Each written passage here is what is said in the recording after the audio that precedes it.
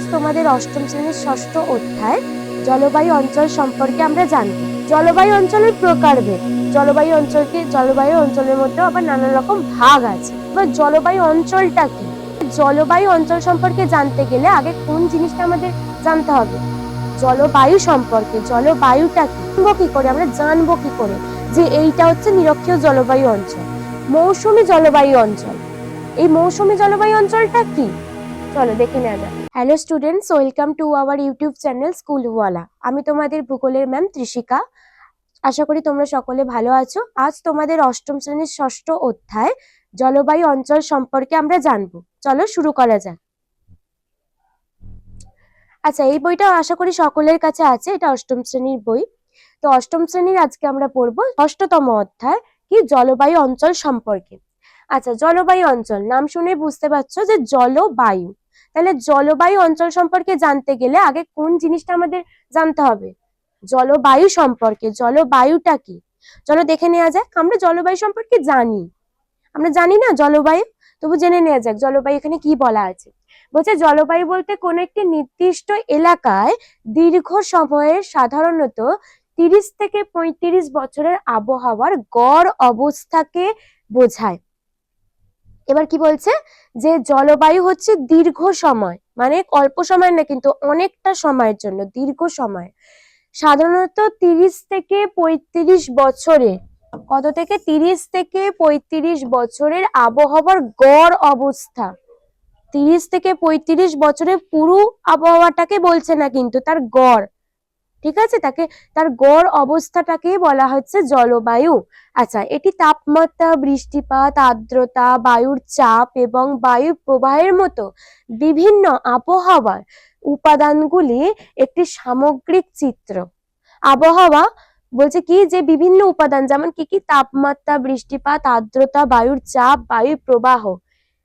জলবায়ু তাহলে কতগুলো উপাদানের সমষ্টি, কতগুলো, তার মধ্যে থাকবে হচ্ছে তাপমাত্রা মানে উষ্ণতাও যেটা আমরা বলি, বৃষ্টিপাত, আর্দ্রতা, বায়ুর চাপ, বায়ুর প্রবাহ, এইগুলো তার সাথে ইনক্লুড থাকে, মানে জড়িত থাকে। আচ্ছা, সামগ্রিক চিত্র, এগুলো নিয়ে একটা তার সামগ্রিক চিত্র হয়, তাকে আমরা জলবায়ু বলবো। ঠিক আছে, আবহাওয়ার যেখানে স্বল্প সময়ের জন্য বায়ুমণ্ডলীয় অবস্থাকে বোঝায়, জলবায়ু হলো সেই আবহাওয়ার দীর্ঘমেয়াদী একটি সাধারণ এবং গড় অবস্থা। বারবার বলছি দীর্ঘমেয়াদী, মানে অনেকটা সময় ধরে হয়। ঠিক আছে, দীর্ঘমেয়াদী অনেকটা সময় ধরে হয়। যেমন আমাদের এখানে আমরা শীতকাল দেখি, গ্রীষ্মকাল দেখি, শরৎকাল দেখি, তো এক একটা তো জলবায়ু না। শীতকালে আমাদের কি হয়, শীত লাগে, ঠান্ডা লাগে। গ্রীষ্মকালে আমাদের গরম অনুভূতি হয়, তাই তো। এগুলো হচ্ছে কি দীর্ঘ সময় ধরে হয় না, 2-3 মাস ধরে হয় না, একটা দীর্ঘ সময় ধরে হয়। তো দীর্ঘ সময় ধরে এই জলবায়ুকেই বোঝায়। দীর্ঘ সময় ধরে হয় হচ্ছে জলবায়ু, তাকে আমরা জলবায়ু বলবো। আর হচ্ছে গড় অবস্থাকেও কিন্তু ইনক্লুডেড এই জলবায়ুর মধ্যে। আচ্ছা, জলবায়ু বুঝলাম যে জলবায়ু কি, যে কোনো একটি অঞ্চলে 30 থেকে 35 বছরের আবহাওয়ার গড় অবস্থাকে বলা হয় জলবায়ু। তাহলে জলবায়ু বললাম, এবার জলবায়ু অঞ্চলটা কি বুঝতেই পারছো। তাহলে জলবায়ু আমরা জানলাম, তাহলে অঞ্চল কি হতে পারে, চলো জেনে নেওয়া যাক। পৃথিবীর বিভিন্ন স্থানে আবহাওয়ার বছরের পর বছর একই রকম থাকে না। ঠিক আছে, আমরা তো জানি যে পৃথিবীর বিভিন্ন জায়গায় জলবায়ু বিভিন্ন রকমের, বছরে বছরে তার চেঞ্জ হয়। কোথাও খুব গরম হয়, কোথাও খুব ঠান্ডা হয়, কোথাও খুব বৃষ্টি বেশি হয়, কোথাও খুব কম বৃষ্টি হয়, তাই তো। এমন এক ধরনের এইরকম জলবায়ুযুক্ত এলাকাকেই আমরা বলি জলবায়ুর অঞ্চল। মানে যে সমস্ত এলাকার মধ্যে জলবায়ুর প্রভাব লক্ষ্য করা যায় তাকে আমরা জলবায়ুর অঞ্চল বলি। জলবায়ু কি বলছে, বিভিন্ন জায়গায় বিভিন্ন রকম হতে পারে, কখনো কিন্তু জলবায়ু একই রকম হবে না। জলবায়ু কিন্তু পরিবর্তনশীল, পরিবর্তন হয়। আচ্ছা, কি বলেছে, যেমন ধরো নিরক্ষীয় জলবায়ু অঞ্চল, আচ্ছা উষ্ণমণ্ডলীয় অঞ্চল, নাতিশীতোষ্ণ জলবায়ু অঞ্চল, ঠিক আছে, শীতলমণ্ডলীয় জলবায়ু অঞ্চল। ঠিক আছে, এগুলো হচ্ছে সব জলবায়ু অঞ্চলের নাম। এবার কি, জলবায়ু অঞ্চলের প্রকারভেদ। জলবায়ু অঞ্চলের মধ্যে আবার নানা রকম ভাগ আছে। কি কি কি দেখে নেওয়া যাক। বলছে জলবায়ুর বিজ্ঞানী ভ্লাদিমির কোপেনের শ্রেণীবিভাগ অন্যতম পরিচিত পদ্ধতি, ঠিক আছে, যেখানে তাপমাত্রা এবং বৃষ্টিপাতকে প্রধান ভিত্তি হিসাবে ব্যবহার করা হয়। তার ভিত্তিতে প্রধান প্রধান জলবায়ু অঞ্চলগুলো কি কি? এক হচ্ছে ক্রান্তীয় জলবায়ু অঞ্চল, শুষ্ক জলবায়ু অঞ্চল, নাতিশীতোষ্ণ জলবায়ু অঞ্চল, আচ্ছা মহাদেশীয় জলবায়ু, মেরুদেশীয় জলবায়ু অঞ্চল। ঠিক আছে, তাহলে এগুলো হচ্ছে জলবায়ুর মানে জলবায়ু অঞ্চলের প্রকারভেদ, ঠিক আছে। আচ্ছা, এবার দেখো তোমাদের এখানে একটা ছবি দেখানো হয়েছে, এখানে বলা হয়েছে পৃথিবীর প্রধান প্রধান জলবায়ু অঞ্চল। পৃথিবীর প্রধান প্রধান জলবায়ু অঞ্চল, দেখো এখানে কোথায় কি জলবায়ু পড়ছে সেটা দেখানো হয়েছে। এটা হচ্ছে প্রথমত হচ্ছে যে ক্রান্তীয়, ক্রান্তীয়র মধ্যে দুটো আছে, এক হচ্ছে আর্দ্রক্রান্তীয়, আর্দ্র শুষ্ক ক্রান্তীয়। এই যে গ্রিনটা এইখানে এখানে হচ্ছে এটা হচ্ছে আর্দ্রক্রান্তীয়, আর এই অ্যাশটা হচ্ছে শুষ্ক ক্রান্তীয়, মানে এই যে কালার গ্রিন আর অ্যাশ এগুলো হচ্ছে সব ক্রান্তীয় অঞ্চলের অন্তর্গত, ঠিক আছে। ক্রান্তীয় অঞ্চলকে কিন্তু দুটি ভাগে দেখানো হয়েছে, এক হচ্ছে আর্দ্রক্রান্তীয় আর হচ্ছে আর্দ্র শুষ্ক ক্রান্তীয়, ঠিক আছে। তারপর হচ্ছে শুষ্ক মানে ড্রাই, শুষ্ক, উপমরু আর মরু, ঠিক আছে, উপমরু আর মরু, দেখো এই অঞ্চলগুলো এগুলো হচ্ছে শুষ্ক অঞ্চল, ঠিক আছে, এখানেও দেখো আছে, এগুলো হচ্ছে শুষ্ক অঞ্চল, শুষ্ক জলবায়ু অঞ্চল। তারপর হচ্ছে নাতিশীতোষ্ণ, ঠিক আছে, নাতিশীতোষ্ণের মধ্যে দেখো ভূমধ্যসাগরীয়, আর্দ্র উপক্রান্তীয়। নাতিশীতোষ্ণ দেখো যেমন এইগুলো, আচ্ছা এগুলো হচ্ছে সব নাতিশীতোষ্ণ জলবায়ু অঞ্চল। মহাদেশীয়, মহাদেশীয় কোনগুলো হবে? এই যে এগুলো সব হচ্ছে মহাদেশীয় জলবায়ু অঞ্চল, তার মধ্যে হচ্ছে আর্দ্র মহাদেশীয়, মেরুবৃত্তীয়, ঠিক আছে। তারপর হচ্ছে তুন্দ্রা, শীতলতম অঞ্চল, তুন্দ্রা, তুন্দ্রা হচ্ছে কি দেখো এই অঞ্চলগুলো, এই যে হোয়াইট গুলো, আচ্ছা আর হচ্ছে যে নীল নীল কালার গুলো,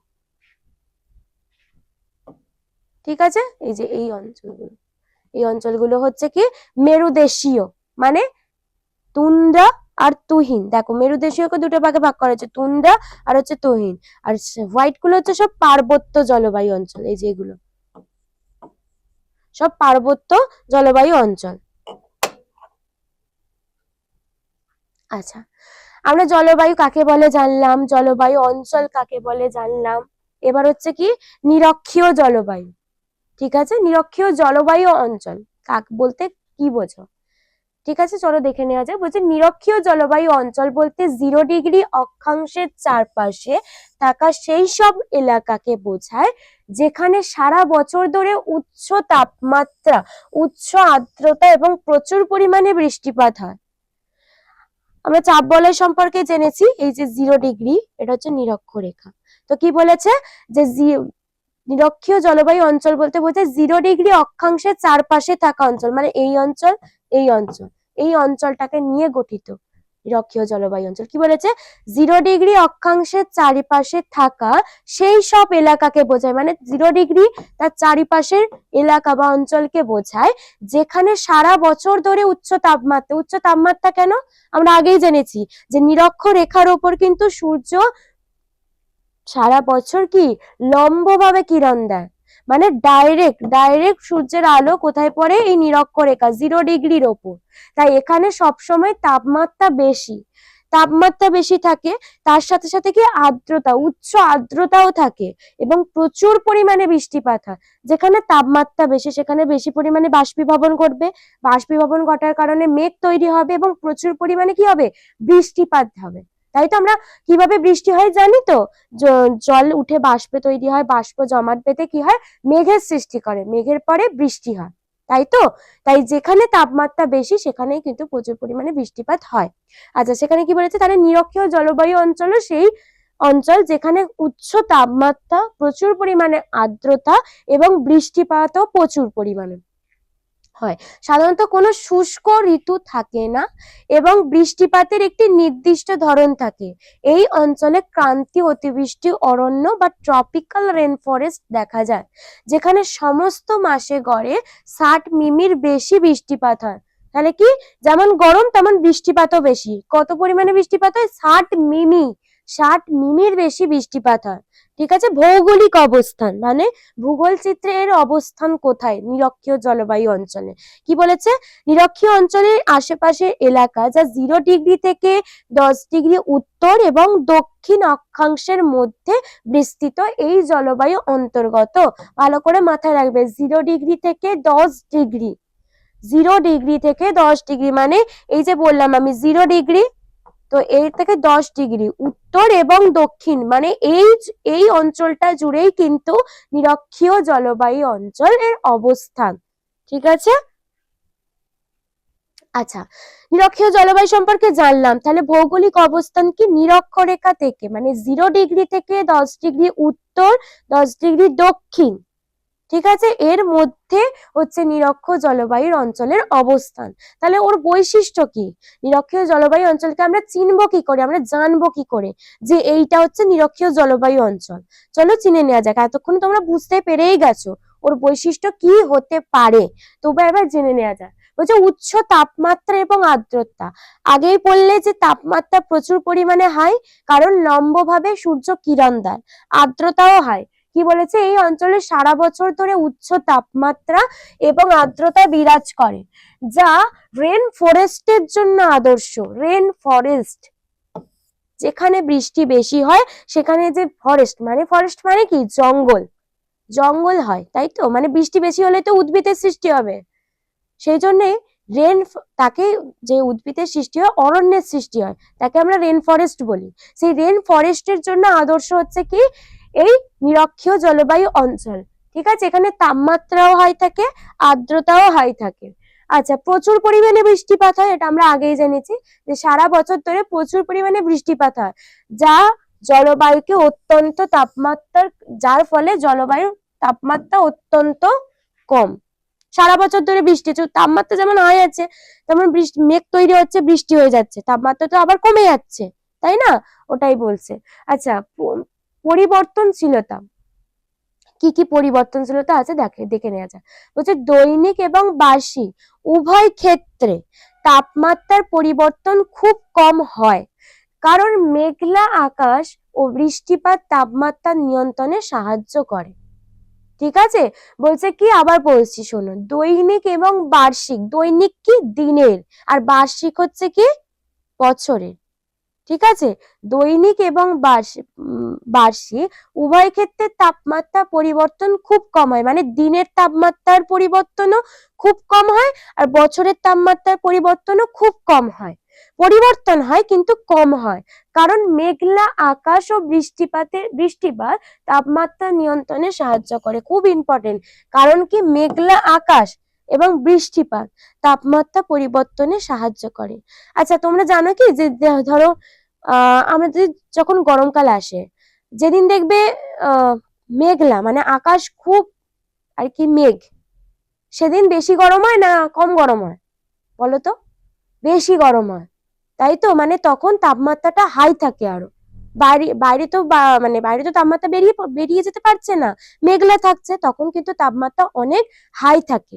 আর যখন কি বৃষ্টিপাত হয় তখন কি তাপমাত্রা অনেক কম থাকে, আরামদায়ক আবহাওয়া আমরা লক্ষ্য করি, তাই তো?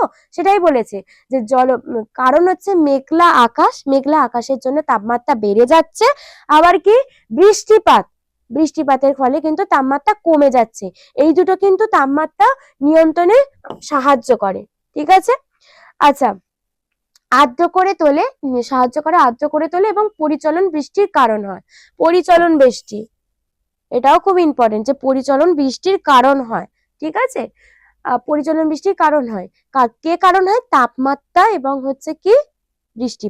তাপমাত্রা, যার কারণ হচ্ছে কি? মেঘলা আকাশ এবং হচ্ছে কি? বৃষ্টিপাত। এটার ফলে কিন্তু কি? পরিচলন বৃষ্টিরও সৃষ্টি হয়, তার কারণ হিসাবে দাঁড়ায়। আচ্ছা, বলছে বিকেলের দিকে 3টে থেকে 4টের সময়, খুব ইম্পর্টেন্ট, বিকেলের দিকে 3টে থেকে 4টের সময় ঘন কিউমুলোনিম্বাস, এটা মনে রাখবে, কোন মেঘের দ্বারা? কিউমুলোনিম্বাস মেঘে আকাশ পুরো ঢেকে যায়, বজ্র বিদ্যুৎ সহ প্রবল ঝড় বৃষ্টি হয়। একে আমরা 4 o'clock রেন বলি। খুব ইম্পর্টেন্ট প্রশ্ন, 4 o'clock রেন কাকে বলে? কোন জলবায়ু অঞ্চলে 4 o'clock রেন দেখা যায়?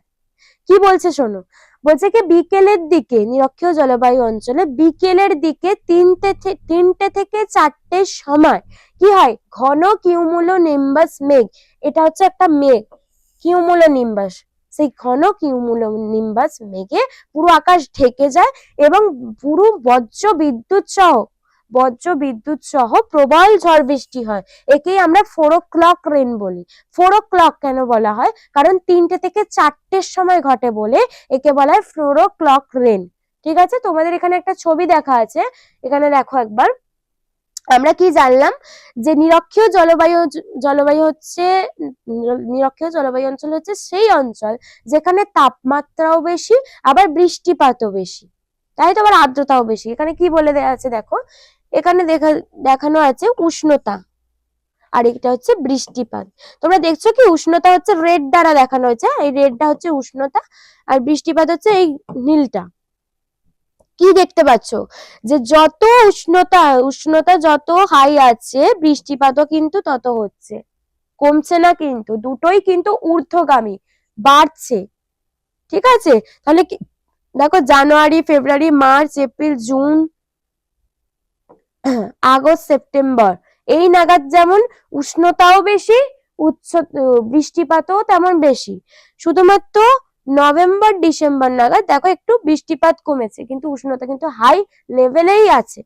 ঠিক আছে, আচ্ছা, সূর্যরশ্মির পতন কি বলেছে, এগুলো কিন্তু বৈশিষ্ট্যই চলছে। সূর্যরশ্মির পতন কি, নিরক্ষীয় অঞ্চলের সূর্যরশ্মি সারা বছর লম্বভাবে পড়ে, সেটা আমরা আগেই জেনেছি যে নিরক্ষীয় অঞ্চলে সূর্যরশ্মি সারা বছর লম্বভাবে কিরণ দেয়, যা উচ্চ তাপমাত্রা ও জলীয় বাষ্পের পরিমাণ বাড়াতে সাহায্য করে। এই জলীয় বাষ্পের পরিমাণ কেন বাড়াতে সাহায্য করে, আমরা একটু আগেই জানলাম, যত তাপমাত্রা বাড়বে তত বাষ্পীভবন ঘটবে, বাষ্পীভবন ঘটার ফলে কি জলীয় বাষ্পের সৃষ্টি বেশি হবে, তাই তো, জমাট হবে, বৃষ্টিপাত হবে তত। আচ্ছা, ঘন চিরসবুজ বনা অঞ্চল। চিরসবুজ মানে কি বলতো, চিরসবুজ মানে হচ্ছে সারা বছর যে গাছের পাতা সবুজ থাকে তাকে বলে চিরসবুজ। ঠিক আছে, পাতা বেশি ঝরে না, গাছের পাতা সবসময় সবুজ থাকে। কি বলেছে, ঘন চিরসবুজ বনাঞ্চল। কি বলেছে, এই জলবায়ু চিরসবুজ গাছপালা যেমন হচ্ছে আবলুস, আচ্ছা, মেহগনি, লিয়ানার মতো আরোহী গাছপালার বিকাশে সহায়তা করে, যা এই অঞ্চলের বনাঞ্চলকে সমৃদ্ধ করে তোলে। স্বাভাবিকভাবে যেখানে বৃষ্টিপাত বেশি হচ্ছে সেখানে তো উদ্ভিদের সৃষ্টি হবে, সেখানে চির সবুজ মানে সবুজ পাতাযুক্ত উদ্ভিদের বেশি সৃষ্টি হবে, যার কারণে একটা বনাঞ্চলের সৃষ্টি হবে, সেটা এখানে বলা হয়েছে।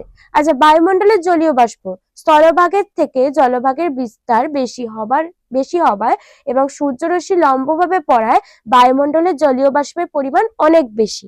এটা আমরা আগেই বুঝতে পেরেছি যে তাপমাত্রা বেশি থাকার কারণে জলীয় বাষ্প বেশি পরিমাণে উপরের দিকে উঠে যায়, এত বেশি পরিমাণে সৃষ্টি হয়, ওটাই বলা হয়েছে এখানে, বাষ্পীভবন বেশি হয়, তাই তো।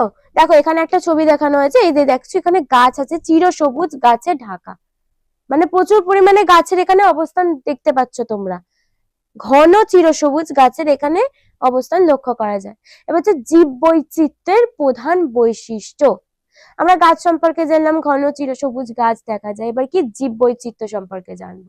বলছে নিরক্ষীয় জলবায়ু অঞ্চলে উচ্চ তাপমাত্রা এবং ভারী বৃষ্টিপাতের কারণে ঘন রেনফরেস্ট তৈরি হয়, এটা আমরা জেনেছি আগে, যা বিভিন্ন প্রজাতির উদ্ভিদ ও প্রাণীর আবাসস্থল, যেখানে কি বলছে, বিভিন্ন প্রজাতির উদ্ভিদ বা প্রাণীর আবাসস্থল, তাই তো। আচ্ছা, কি বলেছে, এখানে বানর, জাগুয়ার, বিষধর সাপ, পাখি, বিভিন্ন পোকামাকড় দেখা যায়। যত বন সৃষ্টি হবে তার উপর নির্ভর করে হচ্ছে বিভিন্ন প্রাণী, বিভিন্ন উদ্ভিদ বসবাস মানে নিজেদের জীবন ধারণ করবে, এটা স্বাভাবিক। এখানে তাই বলা হয়েছে, কি কি দেখা যায় এখানে, এখানে হচ্ছে বানর, জাগুয়ার, বিষধর সাপ, পাখি, বিভিন্ন পোকামাকড় দেখা যায়, যেমন হচ্ছে আফ্রিকান গ্রে প্যারট, আমাজন নদীর ডলফিন এবং স্লাইথ। এছাড়াও এই অঞ্চলে গাছপালা অত্যন্ত বৈচিত্র্যপূর্ণ, যেমন মেহগনি, আবলুস, বিভিন্ন ধরনের লিয়ানা, পরজীবী উদ্ভিদ ইত্যাদি রকমের উদ্ভিদ কিন্তু এই অঞ্চলে দেখা যায়। তাহলে কি বিভিন্ন রকমের প্রাণীও দেখা যায়, আবার উদ্ভিদও দেখা যাচ্ছে। মেহগনি, আচ্ছা, লিয়ানা, বিভিন্ন পরজীবী উদ্ভিদও এখানে দেখতে পাওয়া যায়। এই বনে সারা বছর গাছ সবুজ থাকে, বললাম চিরসবুজ, প্রচুর পরিমাণে বৃষ্টিপাত হয়, সারা জীবনই তো গাছ জল পাচ্ছে, মানে কি চিরসবুজই তো থাকবে, ফুল ফোটে, ফল ধরে, তাই চিরসবুজ অরণ্য বলে, তাই এই অরণ্যকে চিরসবুজ অরণ্য বলা হয়। আচ্ছা, ব্রাজিল আমাজন নদীর অববাহিকার এই ক্রান্তীয় অরণ্য সেলভা অরণ্য বলে। কি ব্রাজিল এবং আমাজন নদীর অববাহিকার এই অরণ্যকে ক্রান্তীয় সেলভা অরণ্য বলে। ঠিক আছে। আচ্ছা, উদ্ভিদের উদাহরণ, আমরা যেখানে দেখলাম বিভিন্ন রকমের গাছ দেখতে পাওয়া যায়, মানে উদ্ভিদ দেখতে পাওয়া যায়, তাদেরই কয়েকটি এখানে বলা হয়েছে, দেখানো হয়েছে। চিরহরিৎ গাছ, এখানকার রেন ফরেস্ট চিরসবুজ, যেখানে বিভিন্ন ধরনের চিরহরিৎ গাছ দেখা যায়। ঠিক আছে।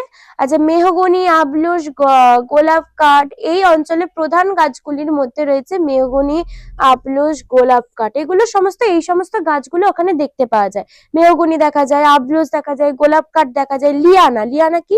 এগুলি এক ধরনের আরোহী উদ্ভিদ যা গাছপালার মধ্যে দিয়ে ওপরে ওঠে এবং বনের আচ্ছাদন তৈরি করে। আচ্ছা, লিয়ানা হচ্ছে কি একটি আরোহী উদ্ভিদ। এই আরোহী উদ্ভিদ কি বলছে? গাছপালার মধ্যে দিয়ে ওপরে ওঠে, মানে কাউকে নির্ভর করে ওপরে ওঠে এবং কি করে? বনের আচ্ছাদন তৈরি করে, মানে বনের একটা মানে ছাদের সৃষ্টি করে। ঠিক আছে, আচ্ছাদনের সৃষ্টি করে এই লিয়ানা উদ্ভিদ, এই আরোহী উদ্ভিদগুলো। দেখো তোমরা দেখতে পাচ্ছ, এটা হচ্ছে নিরক্ষীয় অরণ্যের স্তর বিন্যাস, মানে নিরক্ষীয় অরণ্য, যে নিরক্ষীয় অঞ্চল যে আছে অরণ্যের, তার স্তর বিন্যাস। তলদেশে হচ্ছে এই ছোট ছোট গাছগুলো দেখতে পাওয়া যায়। আচ্ছা, মধ্যবর্তী স্তর, আচ্ছা চাঁদোয়া স্তর, খুব ইম্পর্টেন্ট, চাঁদোয়া স্তর, আর হচ্ছে সর্বোচ্চ স্তর। বুঝতে পারছো? তাহলে কি আমরা দেখতেই পাচ্ছি যে এখানে একদম তলদেশে হচ্ছে কি একদম সূর্যের আলো পাওয়াই যাচ্ছে না, দেখো ওপরে সূর্য আছে। আচ্ছা, চাঁদোয়া স্তরে হচ্ছে সূর্যের আলো পাওয়া যায় কিন্তু কম, মধ্যবর্তী স্তরে তার থেকেও কম, আর তলদেশে একদম প্রায় না পাওয়া যায় বললেই চলে। মানে এত পরিমাণে ঘন গাছপালা ওখানে রয়েছে যে শুধুমাত্র সর্বোচ্চ স্তরে আর চাঁদোয়া স্তরে একমাত্র সূর্যের আলো প্রবেশ করতে পারে। মধ্যবর্তী স্তরে এবং তলদেশে প্রবেশ করতে পারে কিন্তু অনেক কম, প্রায় না বললেই চলে, আর তলদেশে তো একদম নাই ধরা চলে। এতটা পরিমাণে সেখানে উদ্ভিদের প্রাধান্য বেশি। ঠিক আছে। আচ্ছা, বলছে এপিফাইটিক উদ্ভিদ, এটাও এক ধরনের উদ্ভিদ। বলছে এই উদ্ভিদগুলো অন্য গাছের ওপর জন্মায় এবং গাছের কাণ্ড, ডালপালা থেকে পুষ্টি গ্রহণ করে। এই ধরনের উদ্ভিদ কি গাছের ওপরে জন্মায়, ঠিক আছে, এবং গাছের কাণ্ড, ডালপালা থেকে নিজেদের খাবার, পুষ্টি সংগ্রহ করে। আচ্ছা, প্রাণীদের কিছু উদাহরণ, উদ্ভিদ আমরা জানলাম, কি কি উদ্ভিদ জানলাম, কি কি উদ্ভিদ আছে বলতো?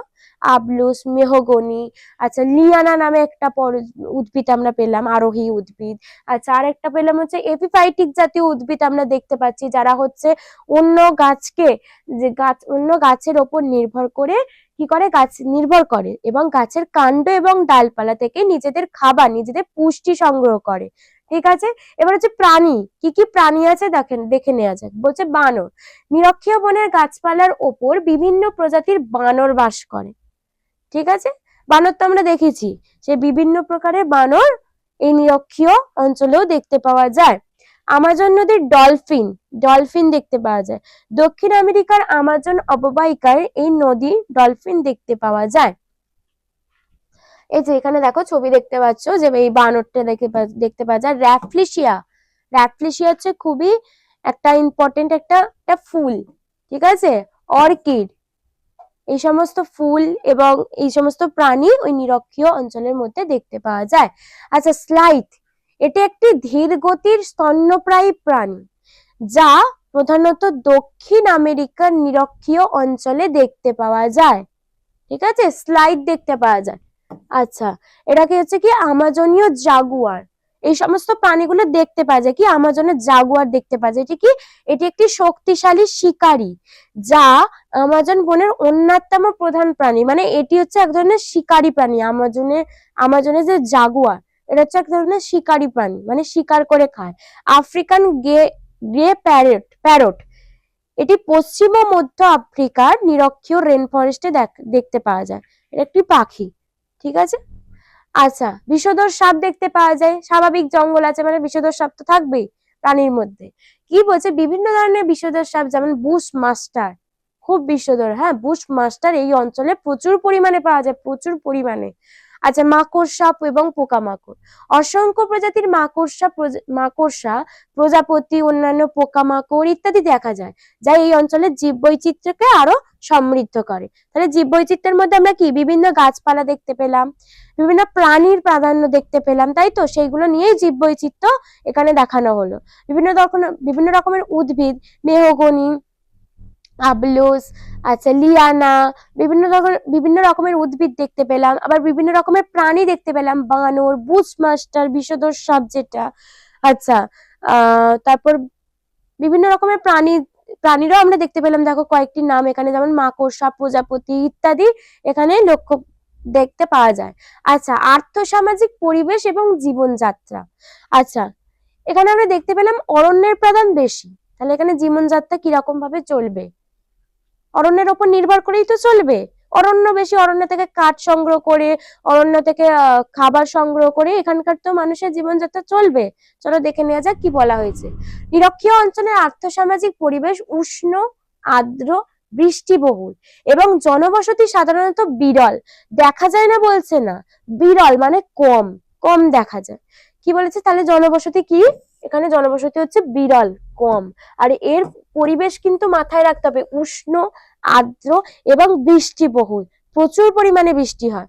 আচ্ছা, কি বলেছে, এখানকার মানুষেরা মূলত বনজ সম্পদ সংগ্রহ করে, যেটা বললাম এখানে অরণ্যের প্রাধান্য বেশি, তাহলে সেখানে বনজ সম্পদ সংগ্রহ করবে। কি বলেছে, বনজ সম্পদ সংগ্রহ করে, শিকার এবং স্থানান্তর চাষের ওপর নির্ভরশীল। স্থানান্তর চাষ, এটা খুব ইম্পর্টেন্ট চাষ একটা, স্থানান্তর চাষ পড়বো আমরা, স্থানান্তর চাষ পড়বো। আচ্ছা, প্রধান অধিবাসী যেমন পিগমি, রেড ইন্ডিয়ান, শেমাংরা বনের ফলমূল, কাঠ এবং পশু শিকারের মাধ্যমে জীবিকা সংগ্রহ করে।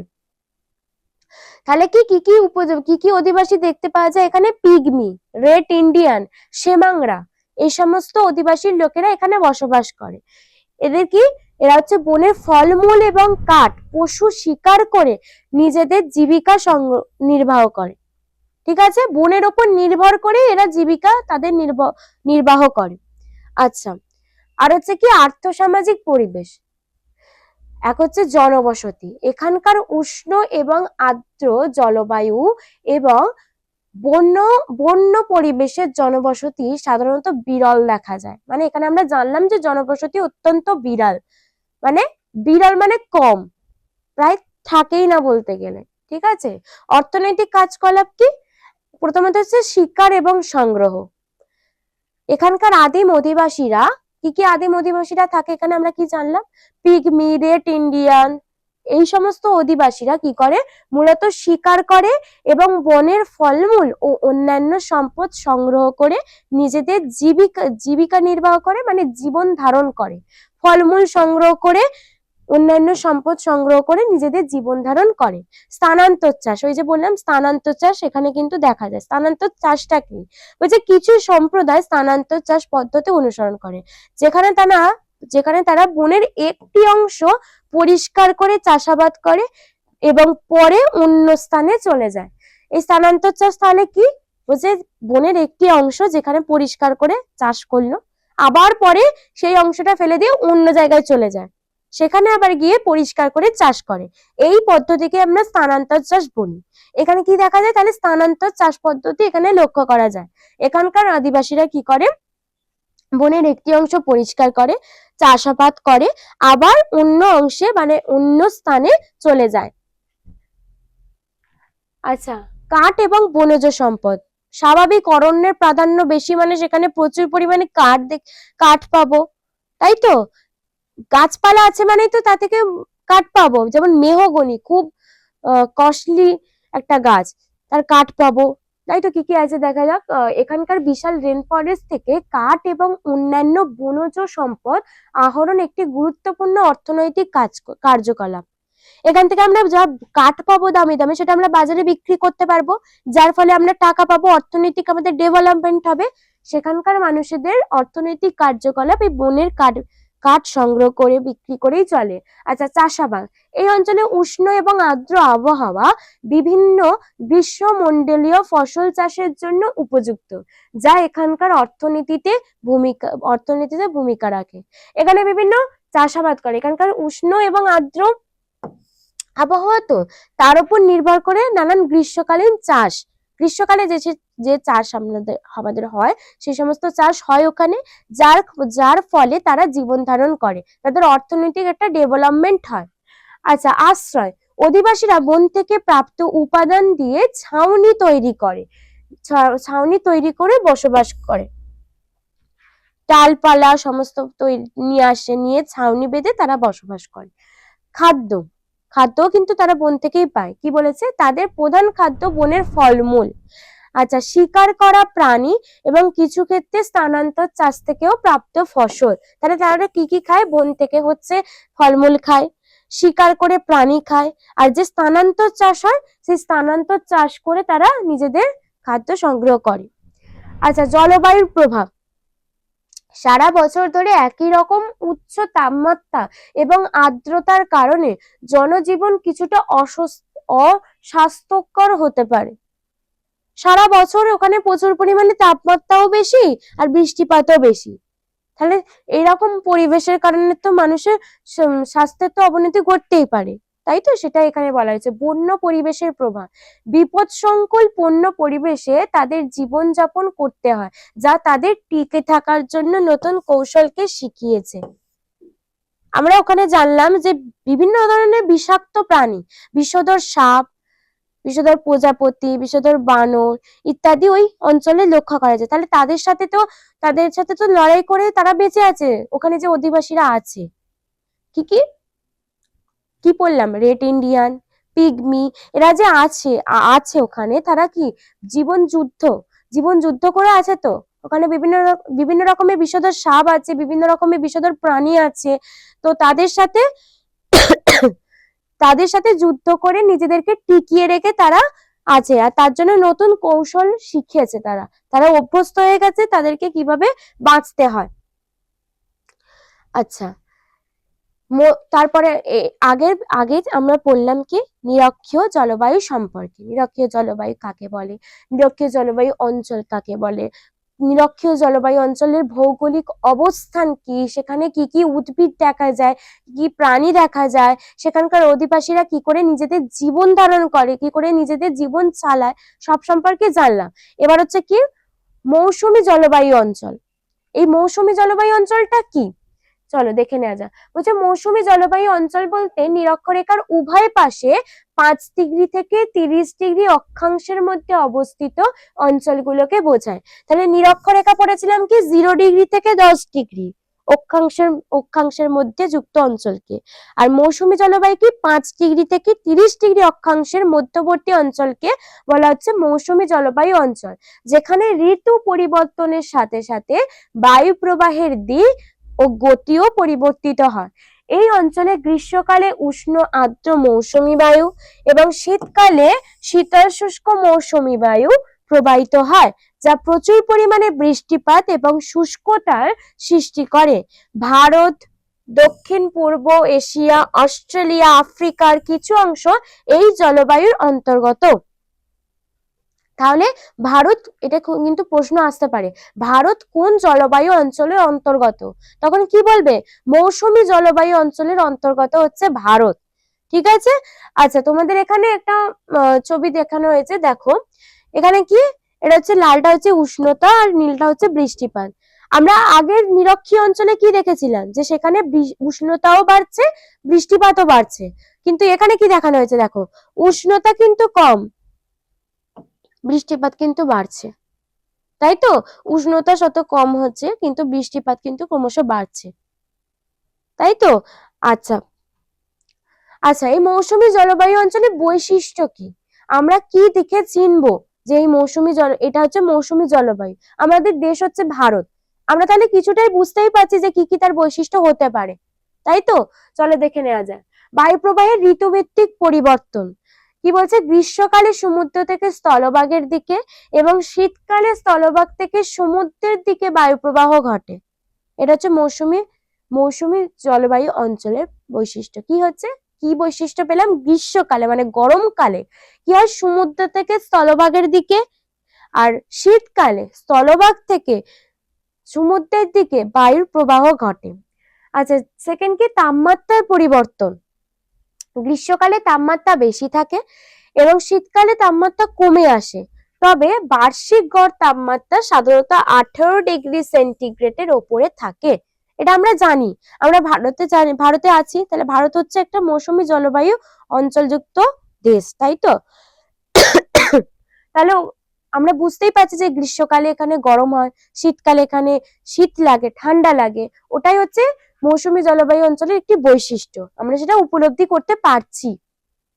বৃষ্টিপাতের প্রাচুর্য, গ্রীষ্মকালে মৌসুমী বায়ুর প্রভাবে এই অঞ্চলে প্রচুর পরিমাণে বৃষ্টিপাত হয়, যা কৃষি ও জীববৈচিত্র্যের জন্য অত্যন্ত গুরুত্বপূর্ণ। ঠিক আছে, তারপর কি বলছে, শুষ্ক শীতকাল। শীতকালে স্থলভাগ থেকে বায়ু প্রবাহিত হবার সময় শুষ্ক ও শীতল আবহাওয়া বিরাজ করে।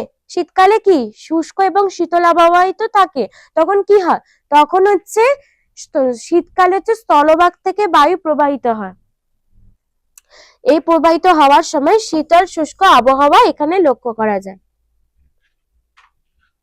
আচ্ছা, মূল অঞ্চল সমূহ মানে কোথায় কোথায় এই মৌসুমী জলবায়ু অঞ্চল দেখতে পাওয়া যায়, কি, ভারত, দক্ষিণ পূর্ব এশিয়া, আচ্ছা ভারত, বাংলাদেশ, মায়ানমার এবং ইন্দোনেশিয়ার মতো বিভিন্ন দেশগুলোতে এই জলবায়ু অঞ্চলের অংশ। আচ্ছা, আফ্রিকায় দেখতে পাওয়া যায়, কি বলেছে, আফ্রিকার কিছু অংশ, বিশেষ করে পূর্ব ও দক্ষিণ আফ্রিকার কিছু অংশে মৌসুমী জলবায়ু দেখতে পাওয়া যায়। অস্ট্রেলিয়ার উত্তরাংশে এই জলবায়ু বিদ্যমান। এই অঞ্চলের জলবায়ু গ্রীষ্মকালীন মৌসুমী বায়ু প্রবাহের কারণে বিশেষভাবে প্রবাহিত হয়, যা এখানকার জীবনযাত্রা এবং কৃষিকাজে গুরুত্বপূর্ণ প্রভাব ফেলে। আচ্ছা, জীবনযাত্রা এবং কৃষিকাজে কেন বলেছে? হ্যাঁ, কেন বলেছে? আমরা জানলাম যে মৌসুমী জলবায়ুর কারণে হচ্ছে বৃষ্টিপাত হয়, কখনো বৃষ্টিপাত হয়, কখনো শীতল শুষ্ক আবহাওয়া থাকে, যা কি বিভিন্ন রকমের ফসল ফলাতে তো সাহায্য করে, তাই তো? বৃষ্টির সময় বিভিন্ন রকমের বিভিন্ন রকমের ফসল ফলাতে মানে সাহায্য করে, আবার শীতকালে বিভিন্ন রকমের ফসল হয়, যা হচ্ছে কি, যার কারণে কৃষিকার্যে যার কারণেই মৌসুমী বায়ু কৃষিকার্যে একটা প্রভাব ফেলছে, তার সাথে সাথে কি জীবনযাত্রাতেও প্রভাব ফেলছে। যত বেশি পরিমাণে ফসল উৎপাদন হবে, তত মানুষেরই তো লাভ, মানুষ নিজেদের জীবন ধারণ করতে পারবে ভালো করে, তাই তো? অর্থ পাবে, যাতে জীবনযাত্রা আরো উন্নত হবে।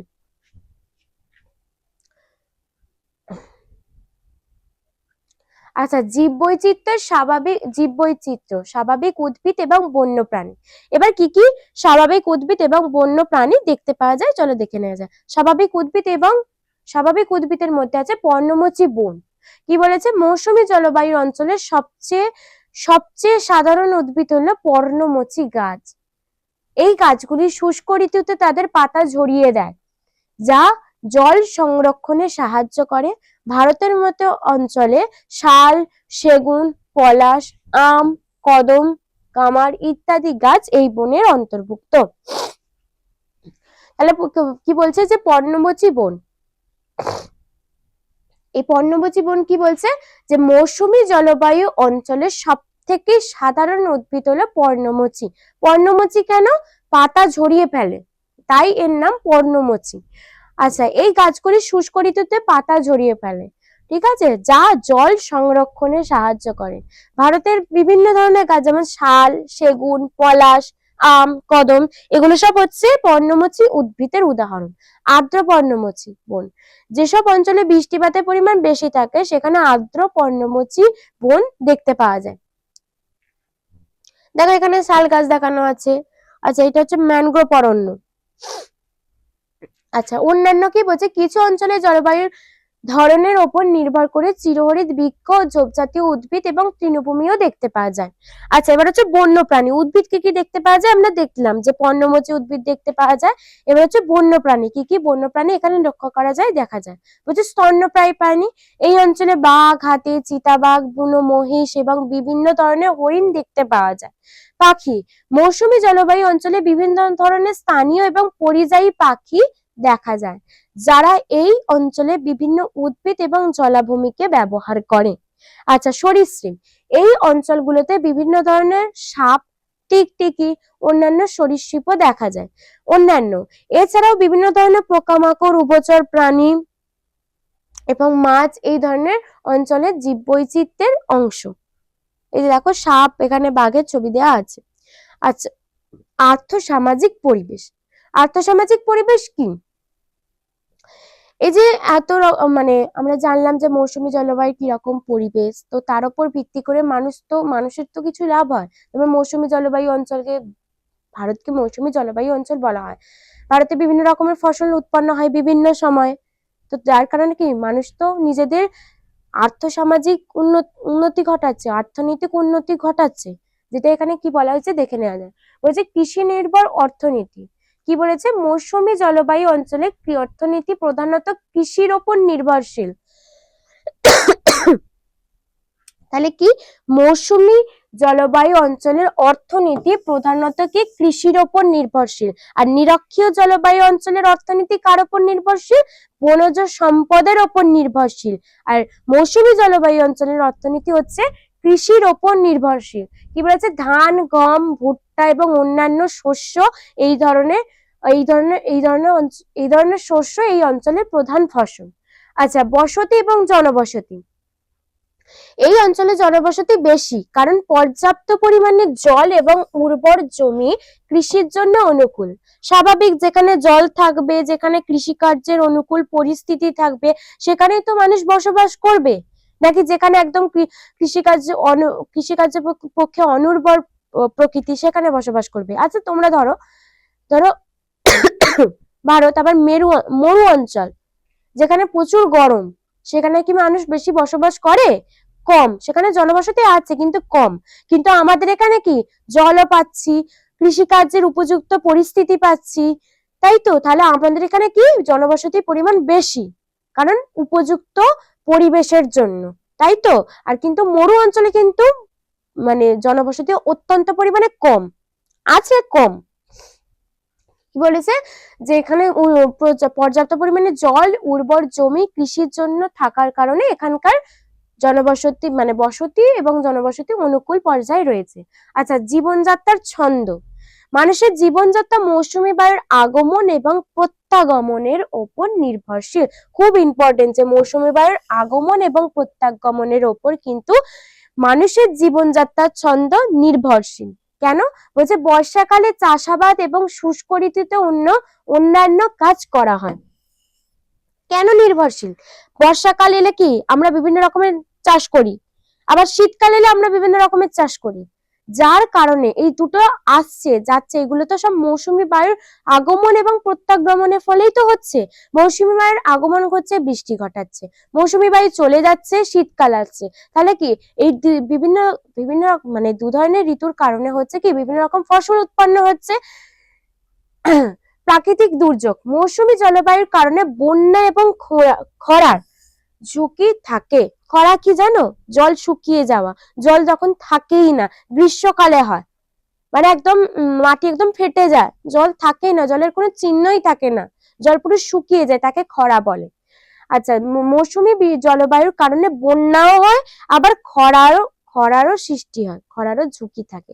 বন্যা কেন আমরা দেখতে পাচ্ছি? যখন মৌসুমী বায়ু ঢুকছে তখন তো প্রচুর পরিমাণে বৃষ্টি হচ্ছে, যার কারণে বন্যা হচ্ছে। আবার খরা কেন বলছে বলতো? যখন মৌসুমী বায়ুর আসতে অনেকটা দেরি হয়, গ্রীষ্মকাল পরে তখন, তাই না? গ্রীষ্মকালের পরেই তো তোমার বর্ষা ঢোকে, কি যখন মৌসুমী বায়ুর আগমন প্রায় ঘটেই না, তখন কিন্তু খরার সৃষ্টি হচ্ছে। আবার যখন আসছে তখন কি হচ্ছে? বন্যার সৃষ্টি হচ্ছে, প্রচুর পরিমাণে বৃষ্টিপাতের ফলে। বর্ষাকালে অতিরিক্ত বৃষ্টিপাতে বন্যা হয়, আবার বৃষ্টিপাত অনিয়মিত হলে কি খরা দেখা যায়। বুঝতে পেরেছো? বৃষ্টিপাতের ফলে কিন্তু বন্যা হয়, আবার যখন হয় না, অনিয়মিত হয়, মানে আগে পরিস্থিতি বলছি, একদম হয় না অনিয়মিত হয়, তখন কিন্তু খরার সৃষ্টি হয়। দেখো এখানে কয়েকটি ছবি দেখানো হয়েছে, যেখানে দেখো চাষাবাদ হয়েছে। আচ্ছা এখানে দেখো খুব চাষাবাদ হয়েছে, মানে এটা কিসের কিসের ছবি দেখানো হয়েছে বলতো? এটা হচ্ছে মৌসুমী বায়ুর আগমনের সময়, আগমন ঘটছে তখন। মৌসুমী বায়ু যখন চলে যাবে তখন, হ্যাঁ চলে, আগমন এবং তারপরে শীতকাল বর্ষাকালের কথা বলছি। কিন্তু যখন থাকবে না, মানে অনিয়মিত থাকবে, মৌসুমী বায়ুর অনিয়মিত থাকবে, তখন কিন্তু খরার সৃষ্টি হবে, মানে জল প্রায় থাকবেই না, শুকিয়ে যাবে সমস্ত কিছু। আচ্ছা, কৃষির ওপর প্রভাব। আর্দ্র ঋতু মানে বর্ষাকাল, এই সময়কালে বৃষ্টিপাত হয় যা ফসল চাষের জন্য অপরিহার্য। বৃষ্টিপাত যখন বেশি হয় তখন তো সব চাষ করা যায় না, কিছু কিছু চাষ করা যায়, তাই তো? সেটাই বলা হয়েছে। আর শুষ্ক ঋতু শীতকালে, গ্রীষ্মের প্রারম্ভে যখন বৃষ্টিপাত হয় না, তখন সেচ ব্যবস্থার উপর নির্ভরতা বাড়ে। যখন বৃষ্টিপাত হয়, প্রচুর পরিমাণে বৃষ্টিপাতের ফলে কিন্তু সব চাষ করা যায় না। যেমন পাট চাষ কিন্তু জলেই হয়, সেটা করা যায়। কয়েকটি ধান আছে, ধান চাষ কিন্তু জলেই হবে। তো ধান পাট এগুলো কিন্তু বর্ষাকালেই করা হয়, কিন্তু অন্যান্য চাষ কিন্তু করা যাবে না তখন, বৃষ্টির জলের কারণে অন্যান্য চাষ কিন্তু হবে না। ঠিক আছে। আবার কি বলেছে, শীতকাল বা গ্রীষ্মের প্রারম্ভে, মানে গ্রীষ্মের আগে, যখন বৃষ্টিপাত হয়ই না, শীতকালে তো বৃষ্টিপাত হয় না, আর গ্রীষ্মের আরম্ভে তখনও বৃষ্টিপাত হয় না, তখন তাহলে কি হয়? তখন হচ্ছে সেচ ব্যবস্থার উপর নির্ভরতা বাড়ে, সেচ ব্যবস্থার মাধ্যমে কিছু ফসল উৎপন্ন করা হয়। আচ্ছা, থ্যাংক ইউ তোমাদেরকে ভিডিওটা দেখার জন্য। তোমরা ভালো থাকবে, সুস্থ থাকবে। আর তোমাদের জন্য প্রশ্ন আমাদের ওয়েবসাইট schoolwala.info-তে দেয়া থাকবে, তোমরা সেখানে গিয়ে প্র্যাকটিস করো। ঠিক আছে? আর তোমরা ভালো থেকো, সুস্থ থেকো।